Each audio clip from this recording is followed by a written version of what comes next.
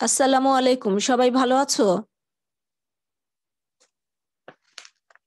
আমার কথা শুনতে পাচ্ছ সবাই? জি মিস, আলহামদুলিল্লাহ ভালো আছি। আপনি কেমন আছেন? আলহামদুলিল্লাহ, আমিও ভালো আছি। আজকে মনে হয় নেটের একটু সমস্যা। জি মিস। আচ্ছা, আজকে আমরা একটা নতুন অধ্যায় শুরু করব। ম্যানেজমেন্ট সেকেন্ড পেপারের লাস্ট চ্যাপ্টার, অর্থাৎ অধ্যায় 10, নিয়ন্ত্রণ। সবার সামনে বই আছে তো, না? বই না থাকলে তোমরা একটু বইটা সামনে নিয়ে বসো।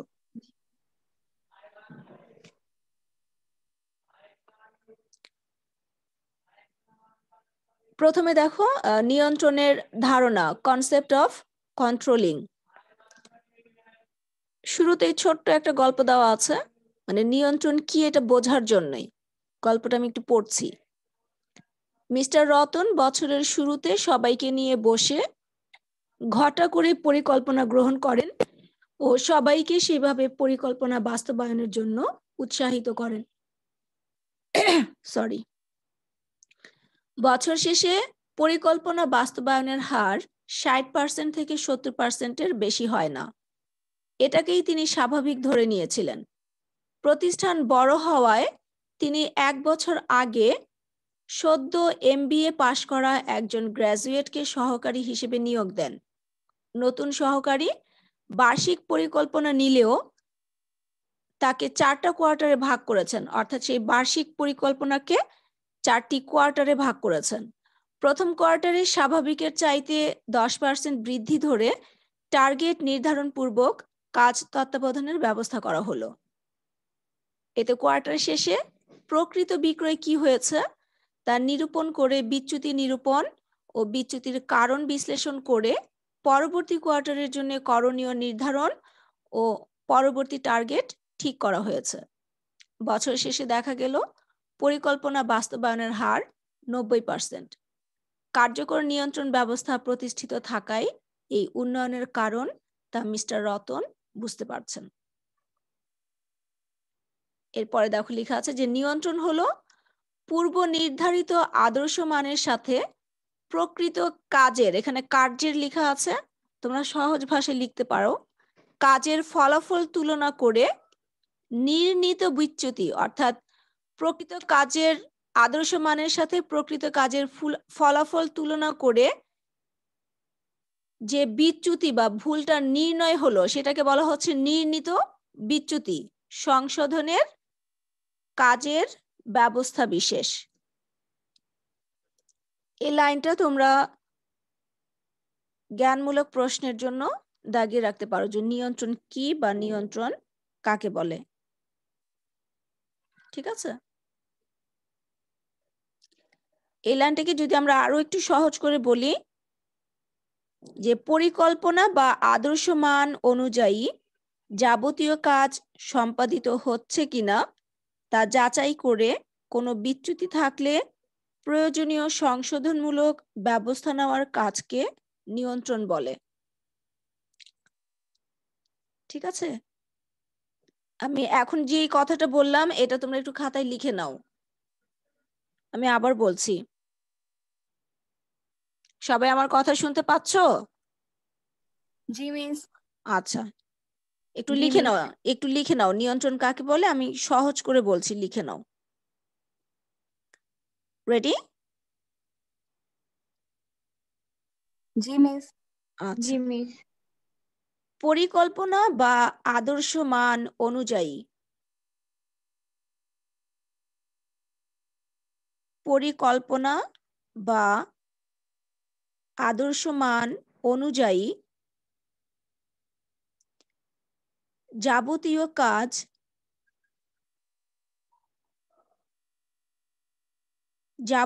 কাজ সম্পাদিত হচ্ছে কিনা,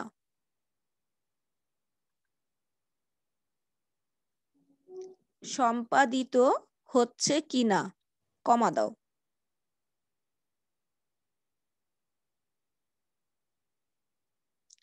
তা যাচাই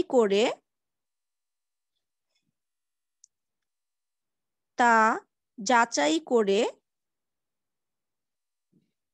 কোনো বিচ্যুতি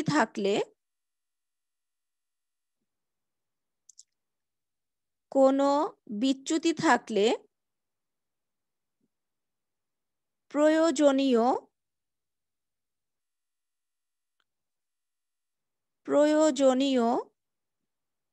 সংশোধনমূলক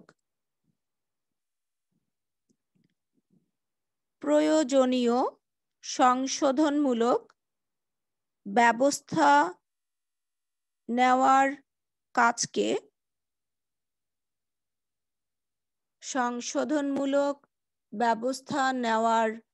কাজকে নিয়ন্ত্রণ বলে।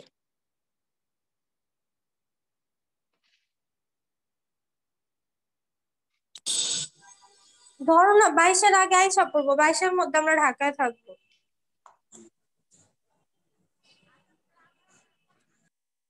সবার কি লেখা হয়েছে? জি মিস। আচ্ছা, কেউ একজন আমাকে একটু লাইনটা পড়ে শোনাও যেটা লিখেছো। পরিকল্পনা বা আদর্শমান অনুযায়ী যাবতীয় কাজ সম্পাদিত হচ্ছে কিনা তা যাচাই করে কোনো বিচ্যুতি থাকলে প্রয়োজনীয় সংশোধনমূলক ব্যবস্থা নেওয়ার কাজকে নিয়ন্ত্রণ বলে। ভেরি গুড, ঠিক আছে।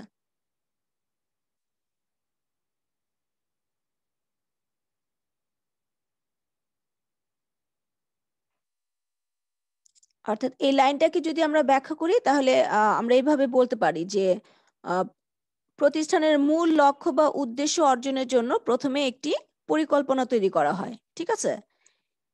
এরপর পরিকল্পনা অনুযায়ী প্রয়োজনীয় উপায়, উপকরণ ও সম্পদ সংগঠিতকরণ, কর্মী সংস্থান, নির্দেশনা, প্রেষণা ও সমন্বয় সাধন করতে হয়।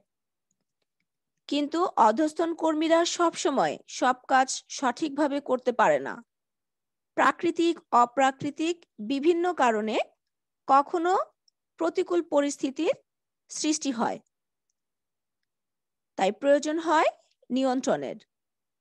এর মাধ্যমে অর্থাৎ নিয়ন্ত্রণের মাধ্যমে ভুল ত্রুটি খুঁজে বের করা হয় এবং সংশোধনের ব্যবস্থা নিয়ে লক্ষ্য অর্জনে এগিয়ে যাওয়া যায়, ঠিক আছে। তাহলে নিয়ন্ত্রণ সম্পর্কে সবার ধারণা ক্লিয়ার হলো? জি মিস। আচ্ছা, এরপরে আমরা চলে যাচ্ছি নিয়ন্ত্রণের বৈশিষ্ট্য। 10.2 দেখো, বলছে নিয়ন্ত্রণ হলো ব্যবস্থাপনা প্রক্রিয়ার অন্যতম গুরুত্বপূর্ণ কাজ। পরিকল্পনা অনুযায়ী কাজ সঠিকভাবে সম্পাদিত হয়েছে কিনা তা দেখা এবং প্রয়োজনীয় সংশোধনমূলক ব্যবস্থা গ্রহণ করাই হলো নিয়ন্ত্রণ। ব্যবস্থাপনার কতগুলো বৈশিষ্ট্য আছে, সেগুলো হচ্ছে, প্রথমেই বলেছে সর্বশেষ ধাপ, অর্থাৎ কিসের সর্বশেষ ধাপ বলতো? ব্যবস্থাপনা চক্রের বা ব্যবস্থাপনা কাজের, ঠিক আছে। নিয়ন্ত্রণ ব্যবস্থাপনা প্রক্রিয়ার সর্বশেষ ধাপ। পরিকল্পনার মাধ্যমে যে প্রক্রিয়ার সূত্রপাত ঘটে অর্থাৎ শুরু হয়, নিয়ন্ত্রণের মাধ্যমে তা সমাপ্ত হয় অর্থাৎ শেষ হয়। একটি নির্দিষ্ট মেয়াদে যে পরিকল্পনা গৃহীত হয় সেই অনুযায়ী কাজ সম্পাদনের পর মেয়াদ শেষে বা পরিকল্পনার বিভিন্ন পর্যায় শেষে নিয়ন্ত্রণ কাজ সম্পাদিত হয়ে থাকে। এরপরে বলেছে ভিত্তি নির্ভরতা।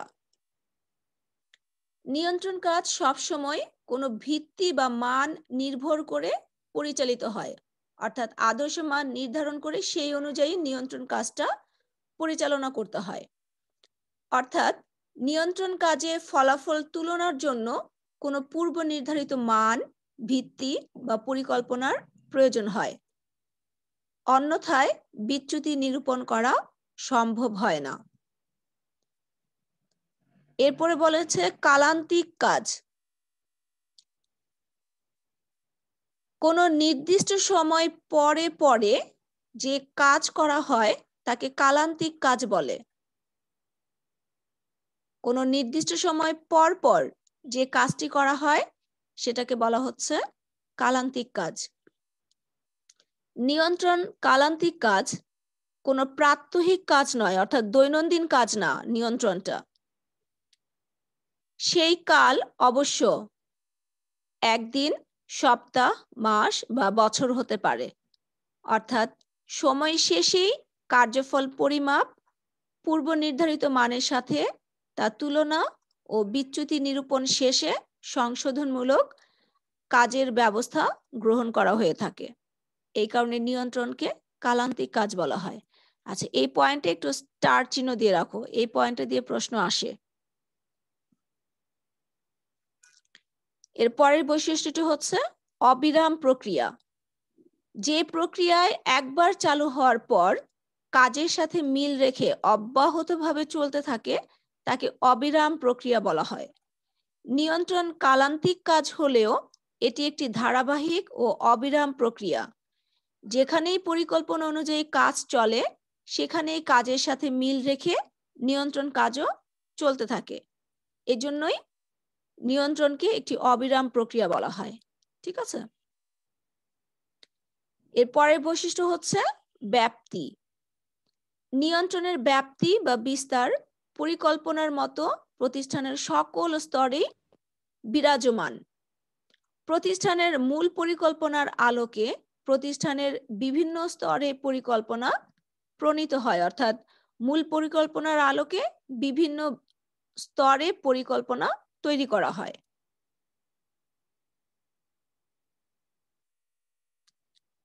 উপর পর্যায়ের পরিকল্পনা অর্থাৎ ব্যবস্থাপনার উচ্চ পর্যায়ের পরিকল্পনা হয় দীর্ঘমেয়াদী, আর নিচের দিকে ক্রমান্বয়ে তা স্বল্পমেয়াদী হয়ে থাকে।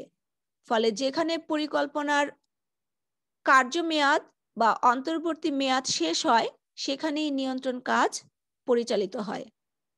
অর্থাৎ প্রতিষ্ঠানের মূল পরিকল্পনার আলোকে বিভিন্ন বিভাগ যে পরিকল্পনা করলো, প্রতিটা বিভাগের পরিকল্পনা অনুযায়ী কাজ শেষ হওয়ার পর কিন্তু সেই বিভাগ তার নিয়ন্ত্রণ কাজটি পরিচালনা করে থাকে।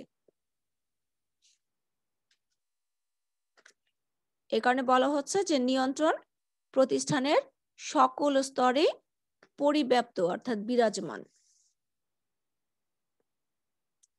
এর পরের বৈশিষ্ট্য হচ্ছে ঊর্ধ্বতন সম্পাদিত কাজ। নিয়ন্ত্রণ সবসময় ঊর্ধ্বতনের কাজ, অর্থাৎ কোনো বিষয়ে কর্তৃত্ব যার হাতে আছে সেই বিষয়ে নিয়ন্ত্রণ ব্যবস্থা কার্যকর করা তারই দায়িত্বের মধ্যে পড়ে।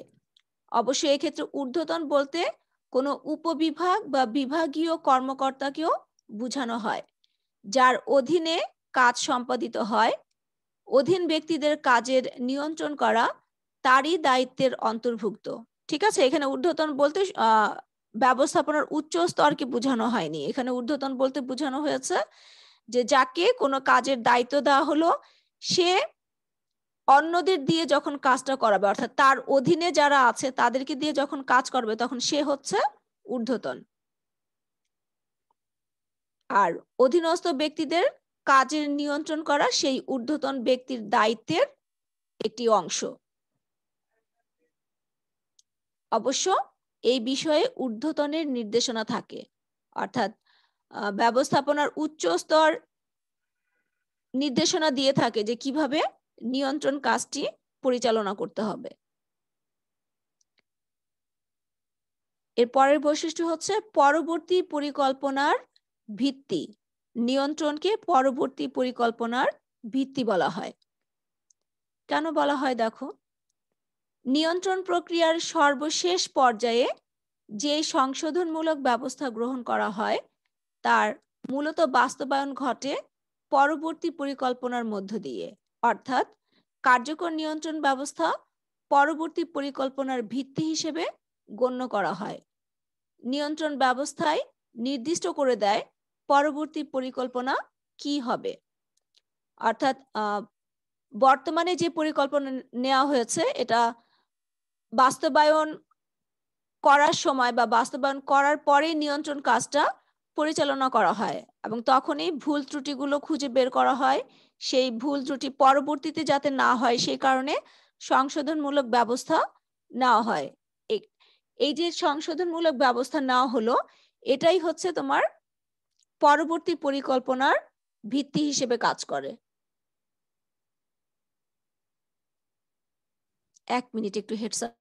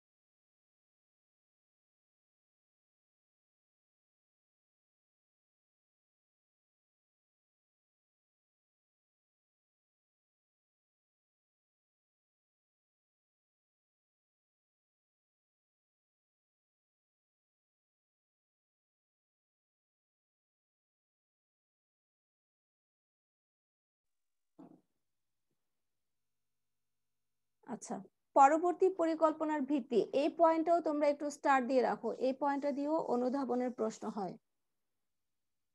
ঠিক আছে?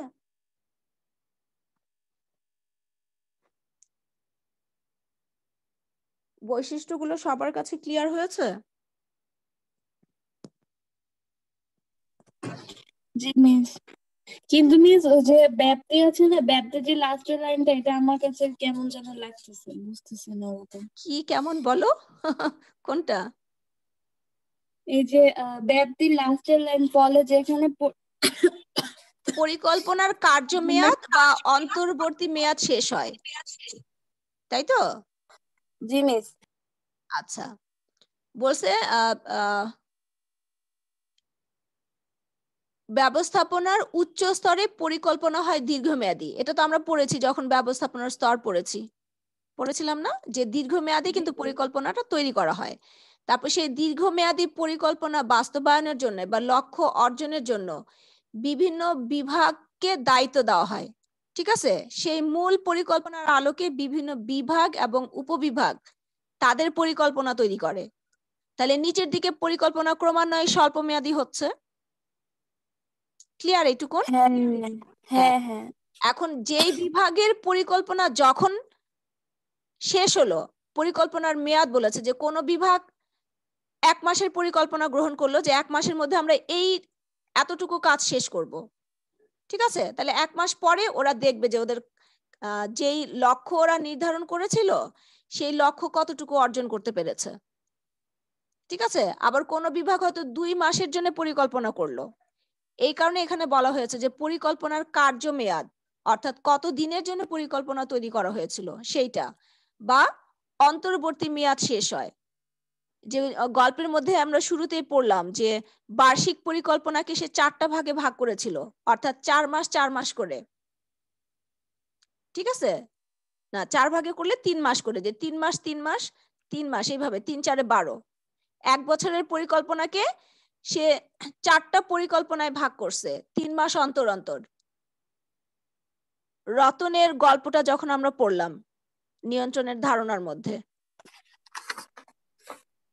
তুমি শুরু থেকে ছিলে তো ক্লাসে?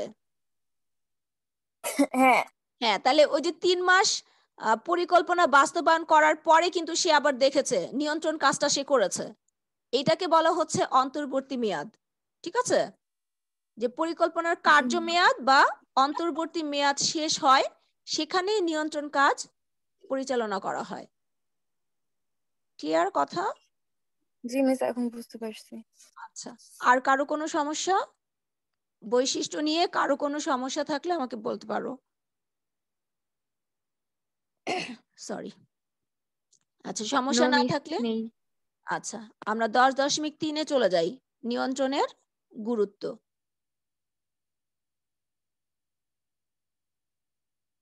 এটা অনেক সময় অনুধাবনের প্রশ্ন হিসেবেও আসে, আবার উচ্চতর দক্ষতার প্রশ্ন হিসেবেও আসতে পারে নিয়ন্ত্রণের গুরুত্ব। ঠিক আছে?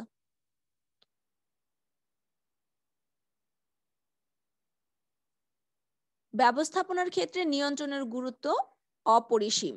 সুষ্ঠু নিয়ন্ত্রণ ছাড়া ব্যবস্থাপনার সামগ্রিক কাজ যথাযথভাবে সম্পাদন করা সম্ভব নয়। নিয়ন্ত্রণহীন ব্যবস্থাপনা কাজ অর্থহীন ও বিশৃঙ্খল হতে বাধ্য। নিয়ন্ত্রণের গুরুত্ব, প্রয়োজনীয়তা বা এর সুবিধাসমূহ নিচের ছকে উপস্থাপন করা হলো। অর্থাৎ প্রথমে নিয়ন্ত্রণের গুরুত্বের পয়েন্টগুলো ওরা বলেছে। শৃঙ্খলা বিধান, বিচ্যুতি নির্ণয়ে সহযোগিতা, পরিকল্পনার দ্রুত বাস্তবায়ন, পরবর্তী পরিকল্পনার মানোন্নয়ন, দ্রুত সংশোধনমূলক ব্যবস্থা গ্রহণ, ফাঁকিবাজি ও প্রলোভন দূরীকরণ, সহজ কর্তৃত্ব অর্পণ, নির্বাহীর শক্তি ও সময়ের সদ্ব্যবহার। শৃঙ্খলা বিধানটা কি দেখো, যে প্রতিষ্ঠানে যদি নিয়ন্ত্রণ ব্যবস্থা থাকে তাহলে সবার মধ্যে জবাবদিহিতা তৈরি হয়। অর্থাৎ যে যে কাজ করবে তাকে সেই কাজের জন্য জবাবদিহি করতে হয়। প্রতিষ্ঠানে কোনো বিশৃঙ্খলা বা স্বেচ্ছাচারিতা তৈরি হতে পারে না। এই কারণে যে কোনো প্রতিষ্ঠানে কার্যকর নিয়ন্ত্রণ ব্যবস্থা শৃঙ্খলা প্রতিষ্ঠায় সবচেয়ে গুরুত্বপূর্ণ ভূমিকা রাখে। এরপরে বলেছে বিচ্যুতি নির্ণয়ে সহযোগিতা,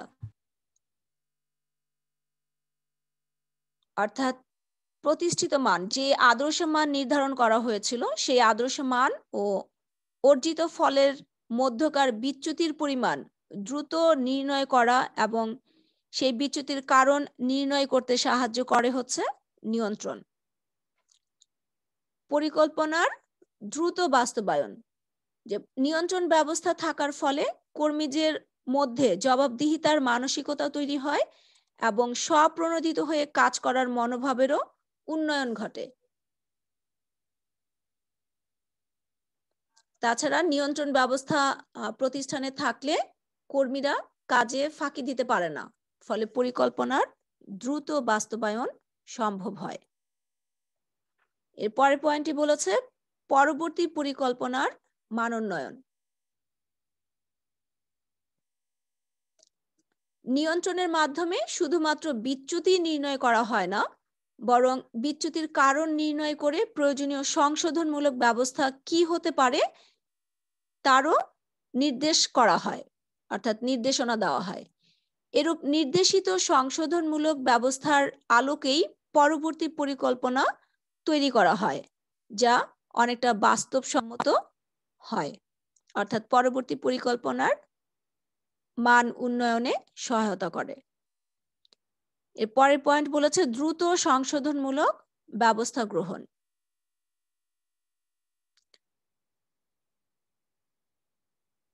গুরুত্বপূর্ণ পরিকল্পনা বাস্তবায়নের সময় সেই পরিকল্পনাতে কতগুলো পর্যায়ে ভাগ করা হয়, অর্থাৎ কতগুলো ধাপে ভাগ করা হয়। পরিকল্পনা বাস্তবায়ন পর্যায়ে বিচ্যুতি দেখা দিলে কার্যকর নিয়ন্ত্রণ ব্যবস্থায় তা সহজেই ধরা পড়ে। বিচ্যুতি নিরূপণ ও সমস্যার প্রকৃতি সম্পর্কে দ্রুত জানা সম্ভব হলে সংশোধনমূলক ব্যবস্থা দ্রুত গ্রহণ করা যায়। তাছাড়া নিয়ন্ত্রণের আলোকে পরিকল্পনাতেও প্রয়োজনীয় সংশোধনী এনে বাস্তবায়নের উপযোগী করা হয়। এরপরে বলেছে ফাঁকিবাজি ও প্রলোভন দূরীকরণ। কাজের ক্ষেত্রে কর্মীরা সুযোগ পেলেই কাজে ফাঁকি দিতে চায়। তাছাড়া তারা অনেক সময় প্রলোভনের সম্মুখীন হয়, অর্থাৎ লোভের সম্মুখীন হয়। যথাযথ নিয়ন্ত্রণের অনুপস্থিতিতে কর্মীরা কাজে ফাঁকি দেয়।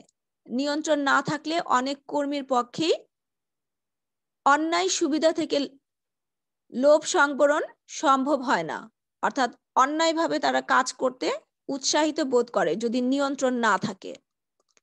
নিয়ন্ত্রণ ব্যবস্থা জোরালো হলে কর্মীদেরকে এরূপ ফাঁকিবাজি ও প্রলোভন থেকে বিরত রাখা যায়। এরপরে বলেছে সহজ কর্তৃত্ব অর্পণ। নিয়ন্ত্রণ ব্যবস্থা কার্যকর থাকলে একজন ঊর্ধ্বতন তার অধীনস্থের নিকট সহজে ও নিশ্চিন্তে কর্তৃত্ব অর্পণ করতে পারে, কারণ নিচের দিকে কর্তৃত্ব অর্পণ করলেও ঊর্ধ্বতনের হাতে যদি নিয়ন্ত্রণের রশি অর্থাৎ নিয়ন্ত্রণের ক্ষমতা মজবুত থাকে তবে ওই অধস্তন কখনোই ঊর্ধ্বতনের প্রতি আনুগত্যহীন হতে পারে না। লাস্ট পয়েন্ট ছিল নির্বাহীর শক্তি ও সময়ের সদ্ব্যবহার। সুষ্ঠু নিয়ন্ত্রণ ব্যবস্থা প্রতিষ্ঠানে বজায় থাকলে এর সকল কাজ যথাযথভাবে সম্পাদন নিশ্চিত হয়।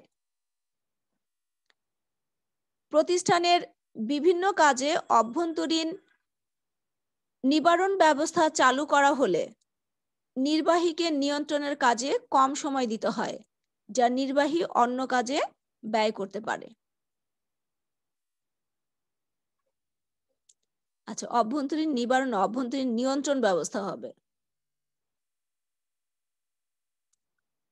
ঠিক আছে, এই ছিল আমাদের নিয়ন্ত্রণের গুরুত্ব। সবাই এই অধ্যায়ের একটু অনুধাবনমূলক প্রশ্ন চলে যাও।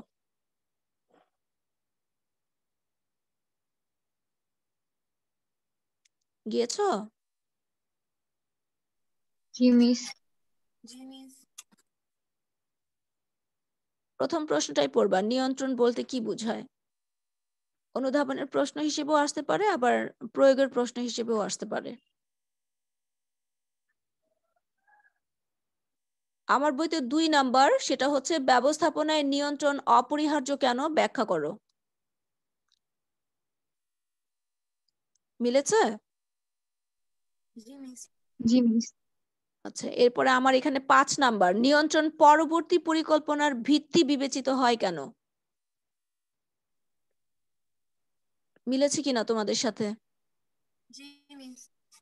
আচ্ছা, এরপরে জি মিস। বলেছে 6 নাম্বার, নিয়ন্ত্রণের সাথে পরিকল্পনার সম্পর্ক কি, ব্যাখ্যা করো, অথবা পরিকল্পনাকে নিয়ন্ত্রণের ভিত্তি বলা হয় কেন।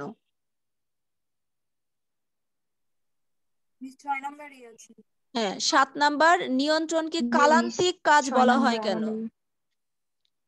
7 নাম্বার দেখো, নিয়ন্ত্রণকে কালান্তিক কাজ বলা হয় কেন। 7 নাম্বার।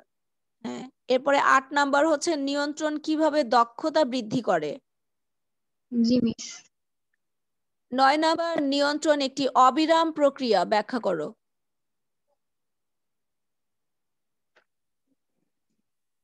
ঠিক আছে? জি মিস। আচ্ছা, আর সংক্ষিপ্ত প্রশ্ন পাবা, মানে আজকে আমরা যতটুকু পড়লাম তার মধ্যে, সেটা হচ্ছে প্রথমটাই দেখো, নিয়ন্ত্রণ কি। 2 নাম্বার, কালান্তিক কাজ কি। 5 নাম্বার, আদর্শ মান কি।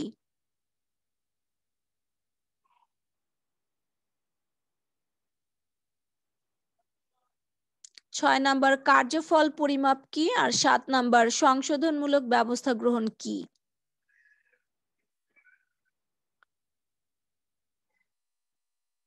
ঠিক আছে, দাগিয়েছো সবাই?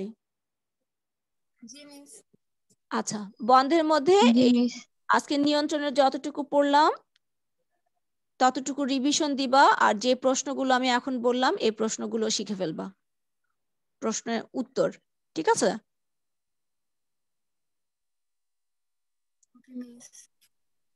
মানে জি মিস। এর আগে ব্যবস্থাপনা সেকেন্ড পেপারের আজকে আমার সাথে লাস্ট ক্লাস।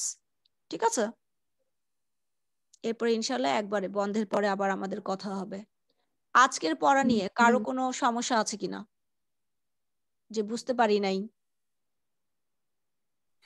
না মিস। সবাই বুঝতে পেরেছো? মিস। হ্যাঁ, বলো। ঋতু বলো। মিস আমাদের এক্সামের জন্য তো আমি ওটা আমি তাহমিনা গ্রুপে, বলতেছিলাম। হ্যাঁ বুঝতে পারছি। আমাদের এক্সামের জন্য তো এক্সামের জন্য পুরা বই, তাই তো? এটা বলতে চাচ্ছো? Full syllabus. জি মিস। জি ফুল মিস। সিলেবাস। আচ্ছা, ফুল সিলেবাস হলে তাহলে বাকিটা তোমাদেরকে পড়ে নিতে হবে। কি করবো বলো, নাকি মিস আরো? একটু কমানো হবে না? পুরো বই পড়তে। আচ্ছা, ম্যাম ওটা তো একটু আচ্ছা ঠিক আছে, ওটা তো আমাদেরকে আগে ইনস্ট্রাকশন দিবে। যদি আমাদেরকে ইনস্ট্রাকশন দেওয়া হয় গ্রুপে জানিয়ে দিব তোমাদেরকে। মিস পিকে স্যার বলছে আর কি টিচারদের কাছ থেকে সিলেবাস নিয়ে নিতে আর কি কত আচ্ছা, তাহলে টেক্সটের উপরে। সেটা আমি গ্রুপে জানিয়ে দিব। তোমাদের তো গ্রুপ আছে, গ্রুপ আছে না? জি ম্যাম। হ্যাঁ, আমি জি গ্রুপে ম্যাম। জানিয়ে দিব। জি ম্যাম। জি মিস। আর যদি কেউ কেউ পারো, মনে করো যে হ্যাঁ আমি পড়তে পারবো, পড়ে ফেলবা, কোনো সমস্যা নাই। ঠিক আছে? আচ্ছা, বন্ধ খুব বেশি না, ইনশাল্লাহ পরীক্ষা শুরু হওয়ার আগে আমরা ক্লাস পাবো আরো। বুঝতে পারছো? আপনি যদি সিলেবাস দেন আমরা অতটুকুই পড়ব। আচ্ছা আচ্ছা ঠিক আছে, আমি মাহসিনা ম্যাডামের সাথেও কথা বলি, যেহেতু ও পড়ায়। ঠিক আছে, আমরা দুজন একটু ডিসাইড করি, তারপরে তোমাদের গ্রুপে জানিয়ে দিব। আচ্ছা মিস। ঠিক আছে, আর জি কারো মিস, কোনো প্রশ্ন? ওকে। আর কারো কোনো প্রশ্ন না নো মিস। থাকলে তাহলে আমি আজকের মতো এখানে ক্লাস শেষ করছি। বন্ধের মধ্যে সবাই ভালো থেকো, সুস্থ থেকো, পড়াশোনা করো। ঠিক আছে, আল্লাহ হাফেজ। মিস আসসালামু আলাইকুম। ওয়ালাইকুম আসসালামু আলাইকুম। আসসালাম। আসসালামু আলাইকুম। ওয়ালাইকুম সালাম।